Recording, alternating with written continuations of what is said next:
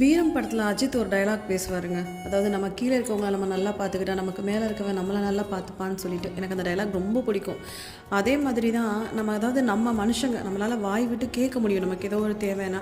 ஆனால் கடவுள் நம்மளை சுற்றி நிறைய சின்ன சின்ன நிறைய உயிரினங்களை படைச்சிருக்காரு. ஸோ அவங்களுக்கெல்லாம் நம்மளால் ஆன விஷயத்தை செய்கிறது அப்படிங்கிறது கண்டிப்பாக நம்மளோட கடமை அப்படின்னு சொல்லிட்டு நான் நினைப்பேன். இந்த பூனைங்க எதுவுமே நாங்கள் வளர்க்குற பூனைங்க கிடையாது.